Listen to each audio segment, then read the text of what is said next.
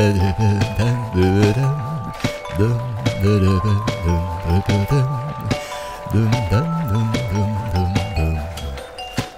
hello there. I was just jamming out to this video by today's guest, Martin Molin. It's a marble machine that plays this song using only marbles. It's incredible. Now, this is a rare treat. Martin has not done any interviews in many years. He is very busy and rather shy, but a truly charming fellow. And do stay tuned for something a little musical at the end of the video. Ah, here is Martin now. Hello, Martin. Thank you for joining us. Hi, Phil. It's very, very nice to be here. Excellent. Okay, so let's talk about the Marble Machine X. This is the new and improved marble machine that you have been building for, sorry, I can't remember how many years. How do you stay motivated working on a single project for so long? I can kind of only keep my interest up if I'm like over-dedicated to something. And in my world, to be over-dedicated to something is going to be very excluding to everything else. So I'm struggling a lot with the marble machine because it's crazy hard to make it work the way I want it to work. So basically year after year after year, I've done absolutely nothing else, thinking about absolutely nothing else. Sometimes I'm questioning myself over that, but I always end up in the same answer, and it's that no, I love it too much. It's too fun, but there is a tingle of like, when does the marble machine becomes a comfort zone where I stop developing, stop discovering new things? When is it a sunken cost vortex funnel that has sucked me in too deep, you know? Yes, well, you have to be careful of the deep. Sometimes you can be swimming around and don't realize how deep you've gone. Oh, sorry, Cassandra. I wanted to ask a question. What was it? Ah, yes, in terms of audience reception, what do you think is the main appeal of your work? So, I think what happened when people saw the first marble machine is that the machine itself was so self-evident proof that someone had spent like a crazy amount of time on this. like you see one frame from that video, a still frame, and you're like, something has happened here. Someone has gone crazy. And I think perhaps nowadays, when everything is so bite-sized and cut up, I think people like oak tables and like back to basics, and I think people relate to the dream of being able to spend time doing something you love. And so I think people related to that in the first machine, and now when people see me struggle and I'm flaunting my failures and my struggle publicly, I think that is contrasting other social media outlets. Aha, so you are almost like an island of delayed gratification in a sea of instant gratification, maybe. What do you think? I think that's absolutely true, Phil. Okay. Our phones are designed like Las Vegas slot machines by top psychologists with the top salary to hack our brains to just pay attention to them with instant gratification. Our ability to delay gratification has severely gone down, and perhaps that's what people seeing in the Marble Machine X project, that I am working with extreme delayed gratification because nothing is working, nothing has been working for 3 years. I have had 0 wins for 3 years. So perhaps that is why people like to follow my crazy journey, because it's a kind of a reminder about delayed gratification and how we might have forgotten about that a little bit. So do you have a specific example of the excesses of instant gratification? Yeah, so since you're a fish, I think you will be naturally offended to this phenomenon anyway, but are you aware of the heavy modern use of clickbait? Ah, bait, yes, as something to be avoided if possible. What is your experience of this clicky bait? So, after making videos online for several years, I've seen clickbait both as a consumer of information and as a creator of information. So I've seen how well it works, how well it performs for you. And lately, the last 5 years, I've seen all mainstream media, even the places we originally thought of as trustworthy, totally succumb, is that a word, Phil? Succumb? Circumcision? No, succumb, yes. Succumb to clickbait. So they have been, from what I can see, a big part of sowing divide between people, because they know that since we have been evolved to feel anger and fear, if they can just tap into that, we will click to make sure that we're safe, and catching, they make some sense on the advertising that you just clicked on.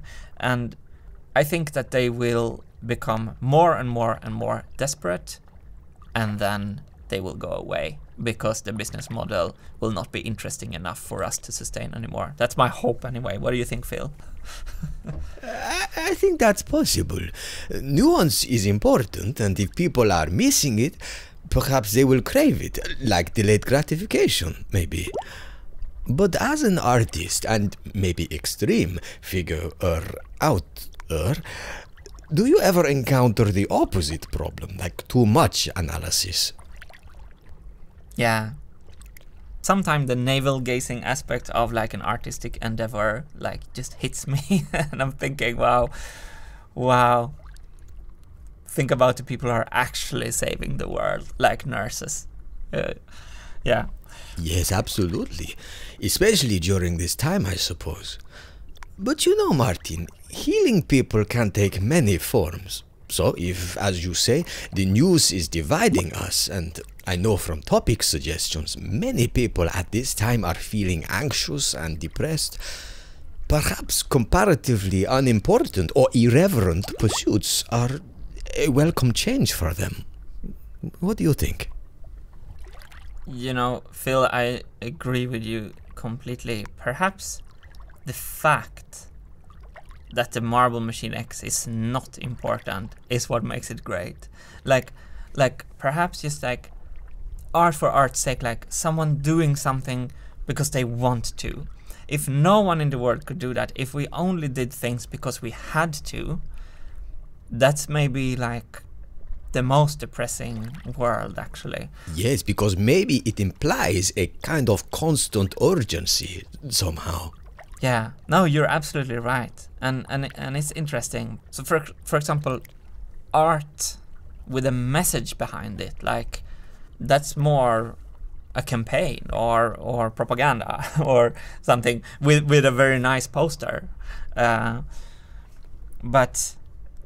I love how you just taught me the word irreverence, because that is something in that makes me happy, that we can allow ourselves to just do it because we want to. Maybe that's why it's important, even if it feels like navel gazing and futile sometimes. Maybe it isn't. Maybe not. I wanted to ask you about control, because obviously you exert a large amount of control over your projects. How do you feel about situations where you are not in control? Do you like roller coasters? I love roller coasters. Aha, interesting. Yeah. I've been operated twice with the drug when you fall asleep, and I remember the similar feeling of being rolled into the operation room as strapping yourself down in a roller coaster. I give my life to the person who designed this roller coaster. I give my life to the person who puts a shot in my arm that makes me fall asleep and going to cut me up. I give myself over, and it's that freedom from letting go of control. That's what I'm getting from a roller coaster, I think. Aha, so maybe it's like a temporary antidote to over-controllingness. I think you're hitting on something so important here, Phil, and it's that when I've been trying to over-control, especially over-control my public output, polish everything so everyone will like me, you know, that never leads to anywhere good. And I think, especially if we're talking about, for example, making something for the internet, making a public video that you're gonna post online, to realize like the role of creating and the role of the artist is to be a wall on which people can throw roses and tomatoes. That's the deal. I have been desperate in finding something that I can control, and kind of what I'm trying to do with my marble machines is to control the marbles, how they roll against gravity. And I think it's so important for me to let go of control in some other areas. When I'm holding everything, I'm just squeezing everything to death, right?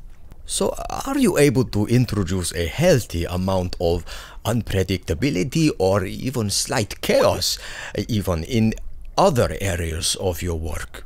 Yeah, so one element of chaos when you're making music is when you have a band, because the different band members will throw curveballs at each other. The bass player plays da-da-da-da, and the drummer's like, what? Da-da-da-da, and out of chaos comes music. And why I've been so excited and why I get goosebumps talking about it with chatting with the engineers on Discord is because this is like a hive mind of chaos coming straight towards me and the Marble Machine X project with solutions and suggestions. It feels like I have a band where half of the world's engineers are band members. It's so rock and roll. I love it. How wonderful. You know, we had a lot of questions about procrastination. Do you have any thoughts on procrastination? So the only real good that comes out of procrastination is that it's valuable information. Why do we procrastinate? Yeah, it's because the thing that I tried to do wasn't fun enough. It wasn't rewarding enough. I think for me, what I've realized is that when I'm not been enjoying working on these marble machines is when I tried to achieve more than I possibly could. For example, I tried to make the best YouTube video possible. I tried to film from the coolest angles. I tried to have the best sound. I tried to have the best color grading, the best story, plus the best building project, the coolest and it just becomes a house of cards. It just falls down. And if I just like give up that and just see what happens and accept the process, then all of a sudden I get curious again. I get curious about how will the Marble Machine X look like in the end. What kind of music can I make with it? I want to finish it, and I become happy again. So if you're procrastinating, listen, think about why, and listen to what it's actually telling you, because you are doing it for a reason. And if you find out that reason, you will be good on your way, I think. Everybody does it though, so maybe we shouldn't take it away completely, because maybe there's some creative surprises to be found in procrastination as well. I don't know, what do you think? I think maybe it depends on the type of procrastination too, like what you do when you're procrastinating. Have you discovered any activities or hobbies maybe that provide a welcome break from your work? So something someone told me my whole life that I always thought was BS. What is that? Like, it's good to take a walk. It's good to go away and do something else to get perspective. I was like, no, just go and work all the time. And recently, like, I'm realizing, well, they're actually right. So now I'm trying 2 times per week. I'm biking. On the bike, I'm not thinking at all, because I have to look, because we're going 55 kilometers per hour, you know, so we have to look forward. And then, if I understand it correctly, the problem solving you're working on then gets processed in another part of your brain. And to me, this has been like when I'm exercising and especially biking. I love biking. Like the glass of life is half full. Aha, so a change of activity can change your perception. In terms of creativity, do you think it brings a unique way of perceiving things, and can that be challenging? Yeah, that's a little bit where maybe like the darker side of my creativity springs from, and it's just this existential question I had since I started thinking. Like I find the thought of things being temporary. I always struggled with that, and I always had this idea of time as being a huge wall. It's moving towards you, and I see myself like I'm trying to hold the wall of time back, right? And so I'm like holding it, and it's just, it doesn't give. So if you were on the other side of the wall, you would just see two blood tracks from my knees being like dragged on the ground, you know. Oh goodness. And then you could like, okay, so it's not working, so I'm running instead in the other direction, and I can run and run and run until I just collapse on the ground. And still I know the wall is coming in the distance. No matter how far I've run, it's gonna catch up with me. So the obvious only solution is to learn to walk in sync with that time wall, right?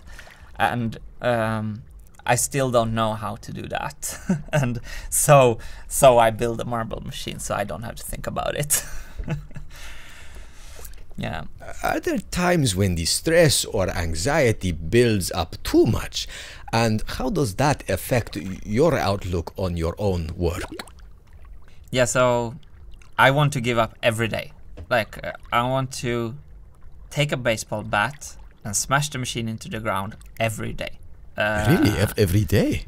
Almost every day. and then the self-talk, like, you're too coward to actually do what you need to actually give up. You have to admit in front of yourself that it's a dead end and it will never work. And then someone else tells me it will never work. And then I'm like, I'm gonna make it work. So regarding criticism, are there many people who doubt whether this machine will ever be completed? Perhaps they think you simply enjoy solving problems, and so you will just keep prolonging the process. Could there be any truth to that? It's partly true, but this project has a very specific end goal. I've been dreaming about this moment since forever, and it's the moment when I walk onto the stage in the first live concert. I scripted 5 years ago, I scripted a manuscript for the light, how the light, it will be like blinking stars. So you have a fabric in front of the whole stage, and everything explodes, and this fabric is sucked in through the Marble Machine X, and I'm walking onto the stage with my hands in the air, like we did it, right? This point in time where I can walk onto that stage, it's this kind of vision that I live also with every day. So every day I think about giving up, and every day I see myself on that stage. But by the way, Phil, if you ever read negative comments, I just want to give you a little nice story about that, because when I released the first Marble Machine, it was widely praised, right? We owned the internet for a couple of days, and it was this viral avalanche. It was so fun. I looked at comments on Facebook, and I saw a comment in Portuguese, and I just had the feeling that it was a negative comment, and I don't really know why. So I checked in Google Translate what the Portuguese comment said, and it said, "Why are you spending your life? Why are you posting about this?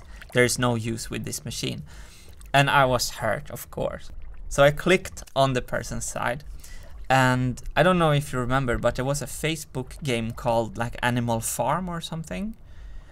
So the whole wall of this person was his Animal Farm high scores. and I felt like, okay, I built a marble machine and I posted that. You post your high scores from Animal Farm. I'm gonna take your rotten tomato that you threw for me, that you grew on your animal farm, and I'm gonna thank you for it. We're fine. We're even. Well, Martin, thank you so much for joining us. Oh, we can do the music thingy now. Please, Martin, go grab your instrument. Yeah. And while Martin is setting up, I'd like to share a thought. So, when it comes to art you appreciate, by all means admire the artist, but maybe think twice before you envy them. True artists are maybe like divers, diving down into the deepest parts of human emotion in search of treasure. But where there is treasure, there can also be monsters. They are vulnerable down there in the deep, and it can be dangerous. But when they succeed, they can share these treasures for all of us to enjoy. Ah, Martin is back. Okay, I count us in. 1, 2, 3.